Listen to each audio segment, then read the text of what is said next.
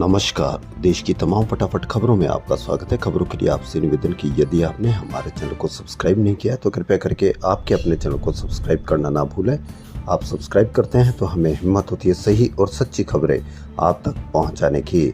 महाराष्ट्र चुनाव से पहले शिवाजी महाराज की प्रतिमा गिरने से महाराष्ट्र में चुनावी घमासान शुरू हुआ। चूंकि प्रदेश में भाजपा की सरकार है, इसलिए भाजपा सरकार पर शिवाजी महाराज की प्रतिमा गिरने का बड़ा असर होता। इसी क्रम में सिंधु दुर्ग में शिवाजी महाराज की 35 फीट ऊंची प्रतिमा गिरने के मामले में कल्याण पुलिस ने मूर्तिकार ठेकेदार जयदीप आप्टे को देर रात गिरफ्तार कर लिया। 26 अगस्त को मूर्ति गिरने के बाद से आप्टे फरार था। उसे ठाणे से सिंधु दुर्ग ले जाया गया, जहां उसे अदालत में पेश किया जाएगा। उसकी खोज के लिए पुलिस की 7 टीमें बनाई गई थी। 24 साल के जयदीप आप्टे ने शिवाजी महाराज की प्रतिमा के पहले कभी भी इतनी बड़ी मूर्ति नहीं बनाई थी। वह 2 फीट तक ऊंची प्रतिमाएं ही बनाता था।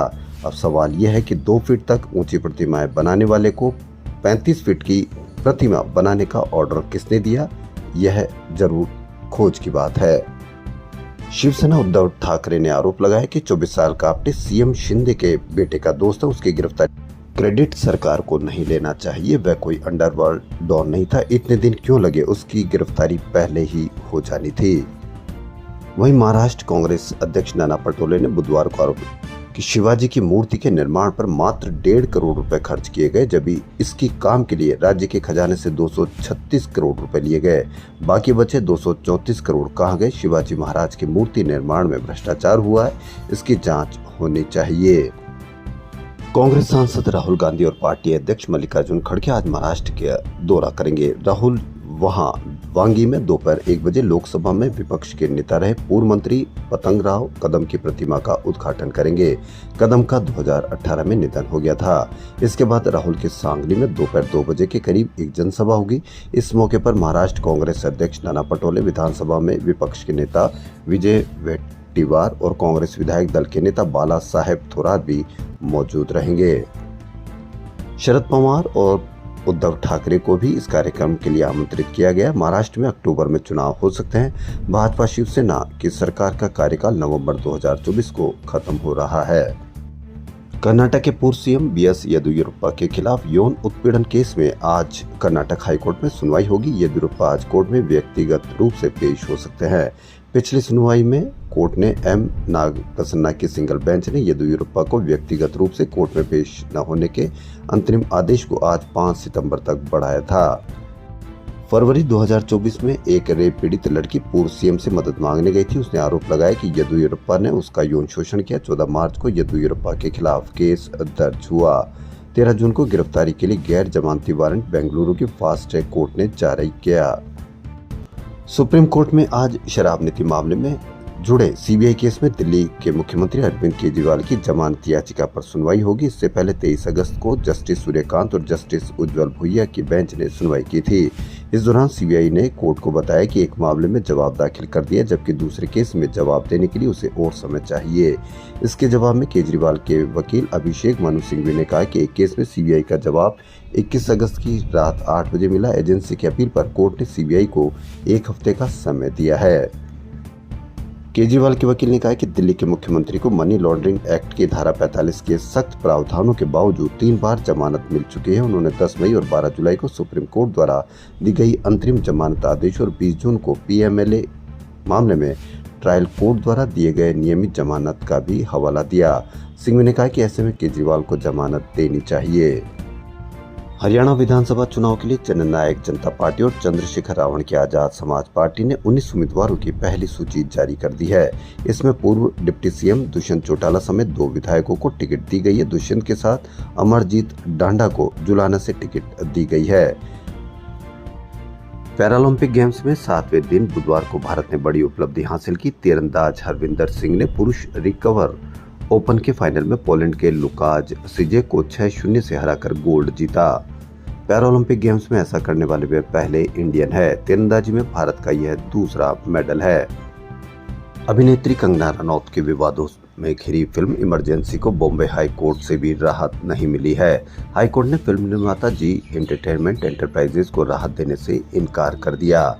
एक्स पर अब डायरेक्ट मैसेज को एडिट कर सकते हैं। नए के साथ पुराने मैसेज को भी एडिट किया जा सकेगा।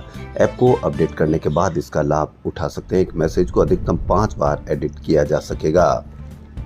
हिमाचल में अब दल बदलू विधायकों को पेंशन नहीं मिलेगी। सुखविंदर सिंह सुक्खू सरकार ने मंगलवार को राज्य विधानसभा में इस संबंध में बिल पास करवाया। यह कानून बहुत शानदार है। आप इस पर क्या राय रखते हैं, इस पर भी आप अवश्य कमेंट करें। इस कानून के दायरे में दल बदल विरोधी कानून के तहत अयोग्य घोषित होने वाले विधायक आएंगे। विधेयक को मंजूरी के लिए राज्यपाल के पास भेजा जाएगा। राज्यपाल से मंजूरी मिलने पर यह कानून बन जाएगा। हरियाणा विधानसभा चुनाव के लिए भाजपा ने 67 नामों की पहली सूची जारी की है। पार्टी ने 10 मंत्रियों सहित 25 विधायकों पर फिर से भरोसा जताया। वहीं 3 मंत्रियों सहित 9 विधायकों के टिकट काटे हैं। 4 विधायकों की सीट बदली है। इनमें मुख्यमंत्री, नायब सैनी भी हैं। 10 दल बदलुओं को भी टिकट दिया गया है। लिस्ट में परिवारवाद को भी बढ़ावा दिया गया है। लिस्ट में सियासी परिवारों से आने वाले 6 नाम है। असम में शेयर बाजार में निवेश के नाम पर 2200 करोड़ रुपए की ठगी का खुलासा हुआ है। पुलिस ने 3 युवकों को गिरफ्तार किया है जो 60 दिन में निवेश का 30% रिटर्न देने का दावा करके ठग रहे थे। अब पढ़ते वक्त चश्मे की जरूरत नहीं पड़ेगी। Drugs controller general of India ने रीडिंग ग्लास से छुटकारा दिलाने वाली आई ड्रॉप पेशवू को मंजूरी दे दी। अक्टूबर के पहले सप्ताह से 350 रुपए में मेडिकल स्टोरों पर उपलब्ध होगी। मुंबई के एंटोड फार्मास्यूटिकल्स की बनाई है दवा पुतलियों के आकार को कम करके पास की चीजों को देखने में मदद करती है। कंपनी का दावा कि देश में पहली बार ऐसी दवा बनाई गई है। आई ड्रॉप से 55 वर्ष की आयु के दौरान हल्के से मध्यम प्रेस बायोपिया की समस्या से जूझ रहे लोगों के लिए विशेष फायदेमंद है। एआई चिप के ग्लोबल मार्केट में 90% हिस्सेदारी वाली कंपनी एनवीडिया के शेयर 9.53% गिर गए। यह दुनिया भर के शेयर बाजारों में एक दिन की अब तक की सबसे बड़ी गिरावट है। एनवीडिया कुछ दिन पहले मार्केट कैप के लिहाज से दुनिया की नंबर 1 कंपनी थी, अब तीसरे नंबर पर आ गई है। करीब 88% भारतीयों को अगले 5 साल में आय और खर्च का संतुलन बिगड़ने का डर सता रहा है। एक लाइफ इंश्योरेंस कंपनी के सर्वे में शामिल लोगों में से 35% के लिए नौकरी छूटना सबसे बड़ी वित्तीय अनिश्चितता है। पलवल के गतपुरी यानी हरियाणा के पास 12वीं कक्षा के छात्र आर्यन की हत्या का मामला उलझता जा रहा है। पुलिस गोरक्षक अनिल कौशिक को गिरफ्तार कर मुख्य आरोपी बता रही है। वहीं अनिल की मां ने पुलिस के दावे को खारिज कर रही है। पुलिस के मुताबिक अनिल कौशिक ने आर्यन को एक गोली मारने की बात कबूली, जबकि मां ने न्यूज चैनल से बात में अनिल द्वारा गोली मारने की बात से इनकार किया है। अब सवाल उठ रहा है कि सच कौन बोल रहा है। यानी एक न एक व्यक्ति तो झूठ बोल रहा है, लेकिन आपको मीडिया में किसकी खबर ज्यादा दिखाई जा रही है, इस पर आप अवश्य चर्चा करें और अवश्य इस पर कमेंट करें।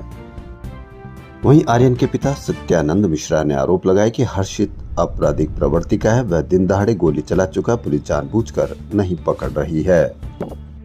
जम्मू कश्मीर में 10 साल बाद विधानसभा चुनाव हो रहे हैं। दैनिक भास्कर को नेशनल कॉन्फ्रेंस के नेता और पूर्व सीएम फारूक अब्दुल्ला ने बड़ी बात कही, बड़ा इंटरव्यू दिया, चुनावी तैयारी और रणनीति पर बात की। उन्होंने अनुच्छेद 370 की बहाली को बड़ा मुद्दा बताया और कहा कि ये राजनीतिक लड़ाई है और हम इसे जीत कर रहेंगे।